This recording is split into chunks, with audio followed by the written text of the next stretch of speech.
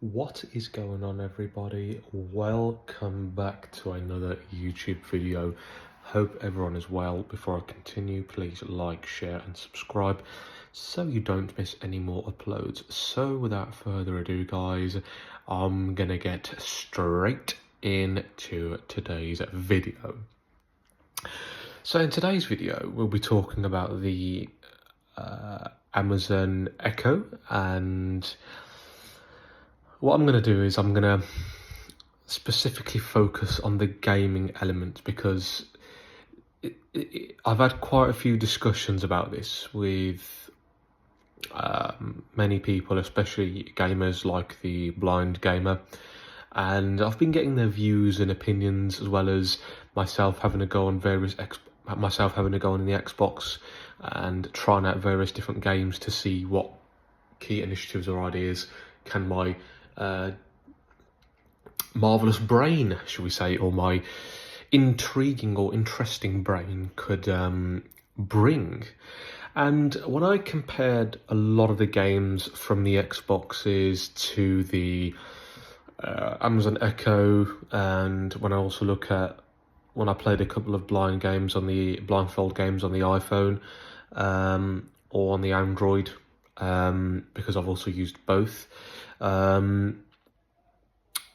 there's a significant amount of difference. So there's a significant amount of difference between all three machines and platforms and the gaming sort that they offer, or should we say, the gaming industry, or the platforms that they offer in terms of gaming. So the thing is, if we look at the games on the Amazon Echo, and the big popular one I'll take is Night Manager, because I play a lot of Night Manager. I know many other people who play Night Manager, especially the Blind Gamer himself. And we were actually sitting down and having a chat as to how Night Manager could be improved and what Amazon could actually do to support the developers of Night Manager in doing this. So really, for me, Night Manager is a business model game. It's based on business, because you're having to save diamonds, you're having to save up a lot of gold pieces, and your servants to earn gold and the revenue and the income, rather than going down the business tangents, to actually be a professional manager or an efficient manager during the game. So diamonds for upgrading your skills. They can also be used to enhance the speed of your upgrades at the blacksmith with your armor and your sword. But upgrading your armor and your sword would also require gold. So that's another bit of revenue that would, or bit of a revenue or profit, revenue, should we say, that will be coming in for your game. And I think with the overall experiences of games like Night Manager, it can be really boring sometimes. As much as the idea is absolutely brilliant, I like what they're doing. I do enjoy the battles. I do enjoy competing against other players, whether they're high level or lower level than myself. I think there's not much management element into it. It's mainly down to your knight in terms of the skills that he uses and the abilities that he has. You're just doing the talking, whereas you're just saying, okay, go with this ability, have that ability, that's it. So if we look at the jousting tournament, I think that's as closest to management that we've actually got in terms of the game, because you're able to instruct your knight on what attack to do, whether to block high or low, whether to do high or low attacks. And that's something that I really enjoyed. Even though I would lose quite a few times as well, I was still laughing my head off. I was still enjoying it. It was so entertaining. And for those of you that are night managers out there, I'm sure you guys could perhaps understand where I'm coming from. Now, of course, we've got other games like RuneScape Quests, One Piercing Note. We've got, like, Sherlock Holmes, a great game. We've had things like Space Express and Star Commander. We've had the mini games section as well. And a lot of the games now, I think Amazon or the developers are starting to ask for payment. So you have to pay a subscription fee to access these gaming services, because obviously they are requiring a lot of revenue nowadays to survive as developers, so that they can actually continue improving and developing games for the Amazon Echo. Now, if I just bring Amazon into this, where do we think this revenue of the games on the Echo and the overall profit that Amazon generates could combine?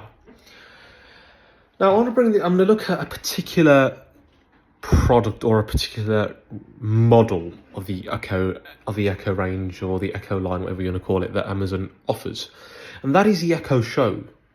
Now, the Echo Show comes in 4 or 5 different models. You got the Echo Show 10, the Echo Show 8, the Echo Show 5, and the Echo Show 15. So that's 4 models. Okay. Now, each of those models, from the biggest being the 15, which has a 15-inch screen, to the smallest being the Echo Show 5, which has a 5-inch screen.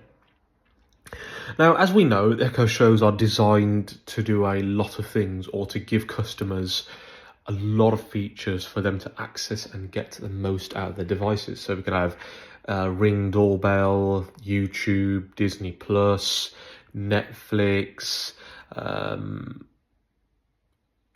I think I mentioned Ring doorbell, smart home automation. Tons of features. Video calling as well, show and tell. So many different features. These are just 6 or 7 of them. Now, when I was with a friend yesterday, we were listening to the England match on my Echo Studio, and we were listening to the commentary.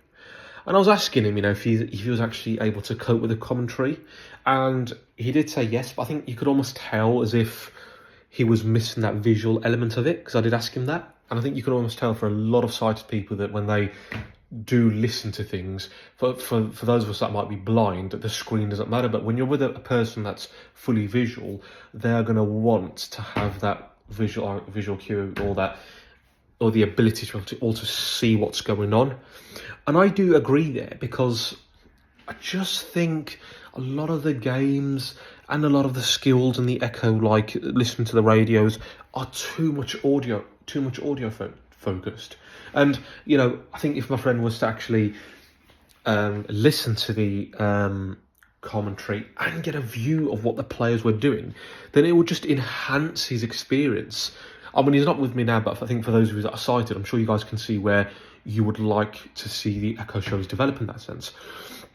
And if I just bring this to the element of Night Manager, I think definitely the whole infrastructure of the game could be changed to actually better introduce the idea of Night Manager, because as we know, or for those of us that are night managers, you're just really talking to your knight. You're not really giving instructions. You're not really managing as such, unless you're going to enhance minor abilities like the strength, the defense, speed, luck, health, and of course your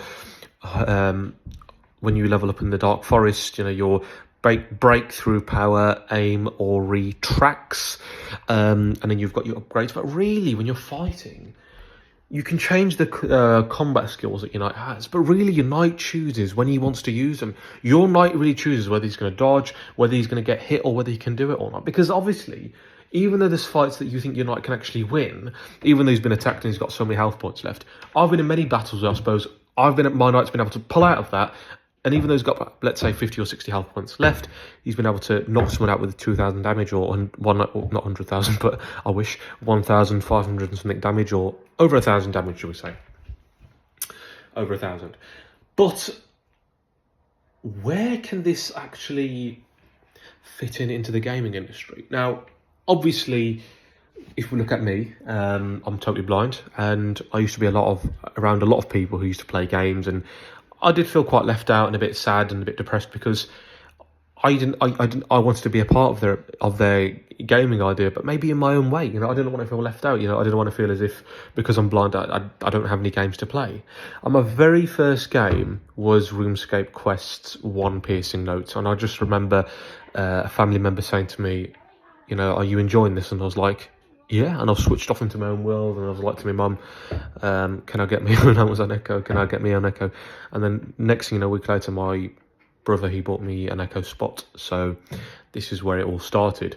But recently as well, I've been working with the Blind Gamer, and he's actually got me to have a go on his Xbox. So he's made me play the games like The Veil, which is based on a knight, a princess whose name is Alex, and she has to get trained by her uncle and in various combat skills to actually go and face the Ordedan and to actually fight. And a shepherd is issued to her, but I won't spoil it. But basically, let's just say we really get to know who the shepherd is as we are halfway in the game, and it's a very, very unexpected turn. I've played it about 2 or 3 times and I absolutely loved it.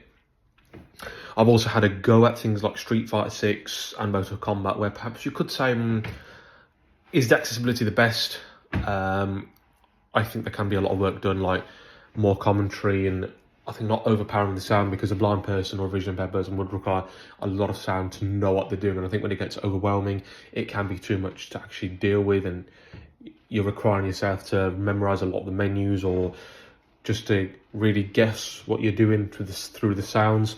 You know, I remember when I operated various different ranges of radios, two-way radios like the Motorola, like the little Talkabouts and the little Cobras. I would often had to press the PTT button, push the talk button, until I was satisfied that both the radios were on the channel and that both radios could transmit, so that they can which actually told me that, yeah, on the right channels. They're both on the right channels. There they are. But when I went to, of course, Retivis, that was a much better experience, because it had a lot of speech in there. But anyway, it's not about radios, it's about the Echoes and the gaming. So I think really it needs to be more about us managing our nights, sighted night managers being able to see what their night is doing, for all of us to be able to have full access and full control via the screen on the Echo Show.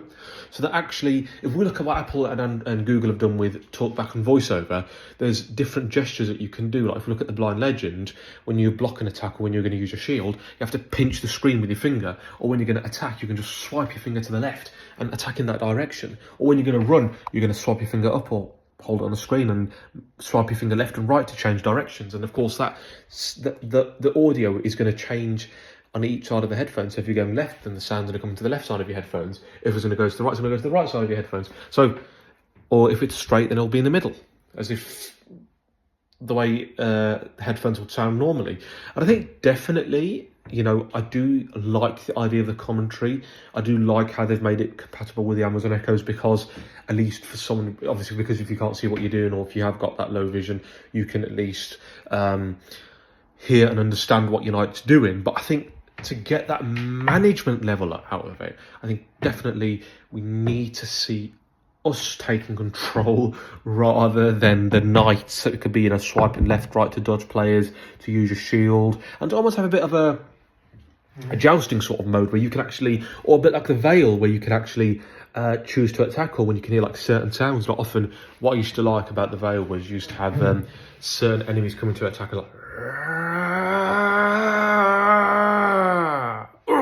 like you were able to know that somebody was coming towards you. So I'm guessing you could have your shield, and then we had things like the general at the end when I had to fight the general. The Blind Gamer, he was frozen to the spot. It was like fire. I had to kind of activate the fire shield, or the flame, where they would, when they would attack us, they would explode. And I just remember pressing that button, and I just remember holding that controller, and I could not hear a word from him. And it was we were both just frozen to the spot. I'm having to like kind of use my goalball skills, and almost hearing my goalball coach in my ear saying, "Wait, listen, react," because I have a tendency of diving too early sometimes. So I think really something like the Veil's idea, so that actually when the knight can make a certain noise, or when the Echo can say, well, Bob is now going to use Pierce, or Bob strikes first, you can block to the left hand side of your knight, or just some sort of concise commentary, and then you can have your shield ready. So what you could do is you could either go to the left hand side of the Echo Show and pinch the screen there, or you could just tap the left hand side of the Echo Show and hold it there. So If it's going to go to the right, do the same thing on the right. Or if it's your turn to strike, swipe up across the screen. Or if you're going to dodge, swipe to the left when your knight's about to attack. With you that your opposition's about to attack. Or Bob hits your knight strikes your knight on the upper left temple. You just swipe to the right, and your knight was able to dodge a strike to the right. So this is where I think definitely we have to understand. I'm not a gamer, but this is where we have to understand audio games versus real life games, or interactive games, shall we say. Which is better? What are people looking at more? I would say the interactive games, because definitely both the VI and the sighted market are able to mix. Whereas if it's just the audio, because I know a lot of the sighted people in the world are used to using their vision as well, then this is where it can make things hard, because where both parties are separated, where we are separated from them, and we kind of almost get left out. And I think it's nice and it's important to bond with one another and to actually work with one another so that we can show each other what our skills are made of. So there you have it. There's my idea. What do you guys think? Let me know in the comments down below. What could Amazon do better? How could other games like Night Manager actually be changed? I think, before, if we look at other games like One Piece in Note or Sherlock Holmes, a great game, okay, I think with the whole theme of the game, maybe that cannot be screen-based, but can they actually remove that game and perhaps do more other investigation games where it requires you to use the controls on the Echo Show? And definitely I think I would also, to enhance the experience of gaming on the Echo Shows, I would definitely have a jack at the back where you can put an audio jack, shall we say, where you can put your headphones in. And I would definitely scrap the Echo Studio and definitely instead bring the Dolby Atmos into the Echo Show, because if people are going to watch something, then what they're looking for is sound, rather than having to go out there and spend tons of money just to have to create a cinema system with 2 Echo Studios. And I think this could definitely ask a lot of questions from Apple. Could perhaps Amazon and Apple come together to build something out? Because as we know, Apple are really good with accessibility, and so are, I think, Android or Google, shall we say. I'm not going to get into this dispute of what's better, Android or Apple, which is better, a voiceover or talkback.